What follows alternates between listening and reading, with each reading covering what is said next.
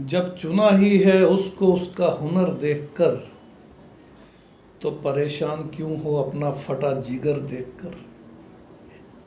Decent language में बात कर रहा हूँ, आप समझ गए होंगे मैंने क्या कहा। साथियों, इस देश में मनुवादियों का तंत्र इतना मजबूत हो चुका है कि वो जो भी चुनाव जीतना चाहें जीत के रहेंगे, यानी आपके वोट की कोई वैल्यू नहीं। और एक मजबूत लोकतंत्र का आधार यही होता है कि क्या लोकतंत्र को आगे बढ़ाने के लिए जो चुनाव करवाए जाते हैं वो फ्री एंड फेयर हैं या नहीं। ना तो फ्री हैं ना फेयर हैं। आप देखिए, भाजपा एक तरफ अपने साथ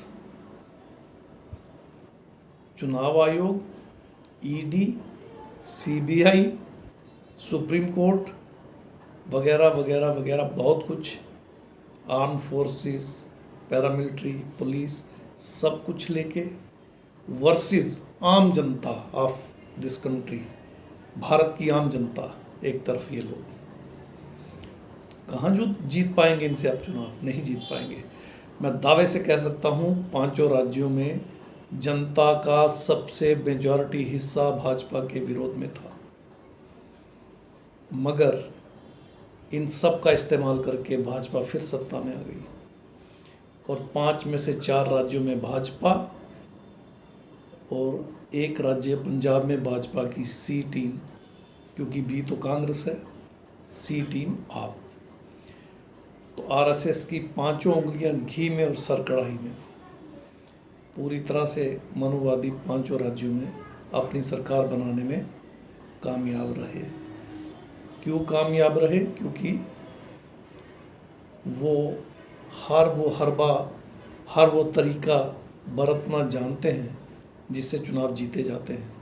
और हमारी भोली भाली जनता हिंदू मुस्लिम के ध्रुवीकरण में, हिंदू सिख, हिंदू क्रिश्चियन के ध्रुवीकरण में, फिर उसके बाद एससी, एसटी, ओबीसी, धर्म, वर्ण, जातियाँ, इनमें बटी हुई जनता विद्रोह नहीं कर पाती।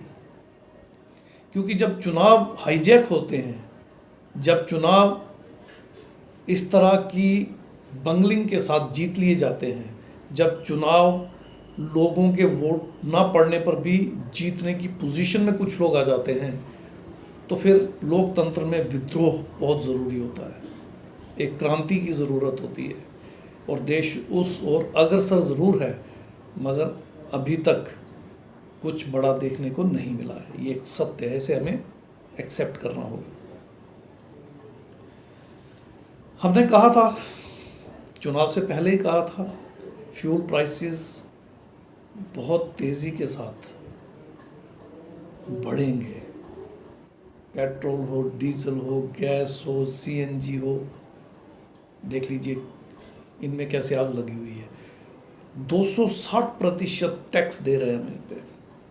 किसी भी देश में इतना टैक्स नहीं है। 50, 55, 60 से ऊपर तो कहीं भी नहीं है। 260%, 260%। और इन चीज़ों के दाम बढ़ने से ट्रांसपोर्टेशन के दाम बढ़ गए, और ट्रांसपोर्टेशन के दाम बढ़ने से फल सब्जियों के दाम बढ़ गए। खाने की जितनी चीज़ें हैं, अनाज है, मसाले हैं, तेल है, सबके दाम बढ़ गए। कपड़ों के दाम बढ़ गए। जितनी भी रोज़मर्रा की ज़रूरत की चीज़ें हैं, दाम बढ़ गए। जो आप घर निर्माण के लिए चीज़ें इस्तेमाल करते हैं, बालू है, रेत जिसको बोलते हैं, सैंड, सीमेंट है, बजरी है, ईंटें हैं, बहुत सारी चीज़ें, सबके दाम बढ़ गए। क्योंकि ईंधन सब जगह यूज़ होता है। एग्रीकल्चर में भी डीजल यूज़ होता है और वहाँ भी अब खाने पीने के सामान की बहुत ज़्यादा कीमत बढ़ेगी। तो हमने आगाह किया था आपको, शायद आपको समझ भी आया। इसीलिए शायद बड़े पैमाने पे आपने भाजपा को और आरएसएस की पार्टियों को रिजेक्ट भी किया। मगर आप भाड़ से निकलकर भट्ट में गिरने जैसा काम फिर से कर लिए, क्योंकि उनके पास सारा तंत्र था। ना सिर्फ चुनाव आयोग, ED, CBI, army, paramilitary force, police, बल्कि सुप्रीम कोर्ट भी उनके साथ थी, मीडिया भी उनके साथ था, प्रशासन भी उनके साथ था। शासन, प्रशासन, न्यायपालिका, मीडिया कुछ भी तो नहीं था जो आपके साथ था। आम जनता के साथ कुछ नहीं था, सब उनके साथ था। और बाहुबली तो वो है ही, पैसा उनके पास बेतहाशा है। तो नतीजा क्या निकला? आम जनता हार गई, देश हार गया और भाजपा और आप जैसे आरएसएस के एजेंट जीत गए। मैंने कहा था आपकी शिक्षा बर्बाद कर देंगे ये लोग, कर दी। न्यू एजुकेशन पॉलिसी में आने वाले बच्चों का भविष्य और बर्बाद हो जाएगा। स्वास्थ्य, बहुत बुरी हालत है। स्वास्थ्य सेवाएं अब आम जन की रीच से बाहर नहीं मिल रही हैं। आम जन नहीं ले पा रहा है स्वास्थ्य सुविधाओं का लाभ।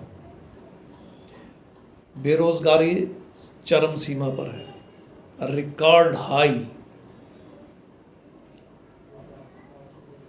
पर्सनल सिक्योरिटी की बात करें तो जो पत्रकार आम जनता की आवाज़ उठाते हैं उनका क्या हाल होता है, आपने भोपाल में, आपने मध्य प्रदेश में देखा होगा।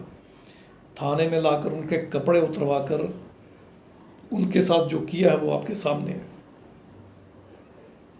तो आपके हक में उठने वाली हर आवाज़ को अब दबा दिया जाएगा।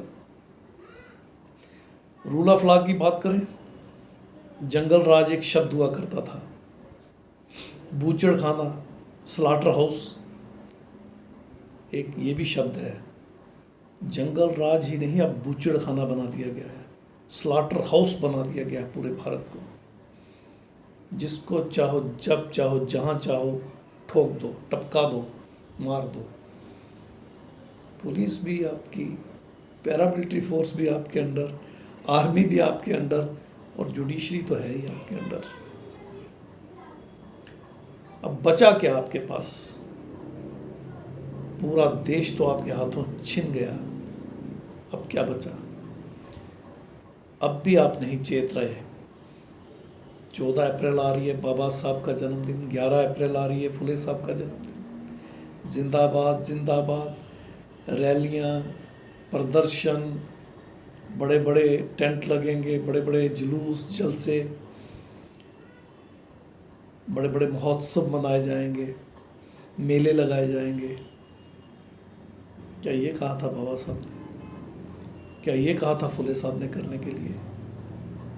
सब कुछ करने के बाद फुले साहब भी इस नतीजे पे पहुंचे, जब तक हम हिंदू रहेंगे तब तक हमारी मुसीबतों का अंत नहीं होगा।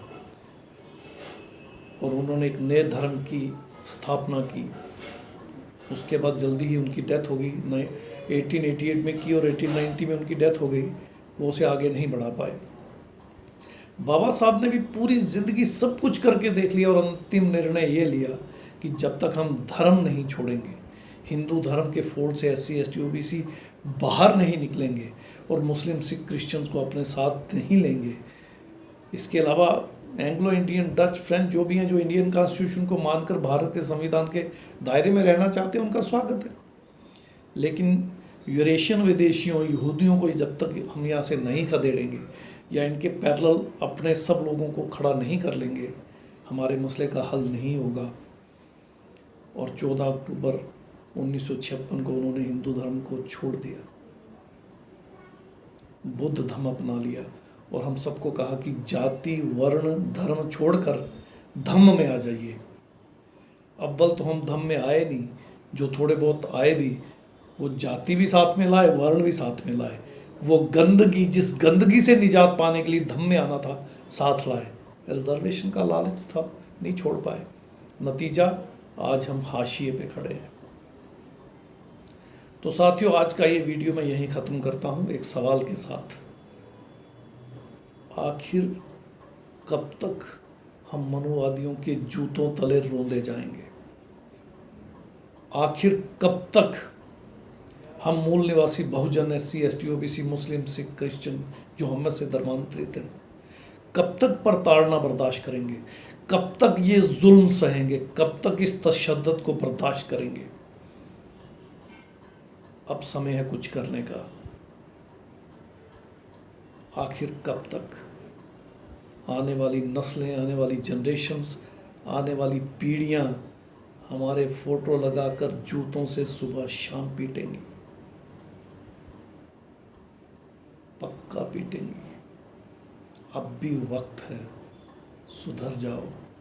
आइए अपना सब कुछ छोड़ें, पहले इसी मामले को निपटाते हैं। अपने देश का शासन प्रशासन, न्यायपालिका, मीडिया और सारे साधन संसाधनों पर पूर्ण बहुमत के साथ, पूरी ताकत के साथ, जैसे भी हो अपना कब्जा जमाते हैं। ये हमारा देश है, हमें इस देश की कमान संभालनी होगी। इन्हीं शब्दों के साथ और इस एक सवाल के साथ आपसे रजा चाहता हूँ। जय मूल निवासी, नमो बुद्धाय साथियों, जय भीम।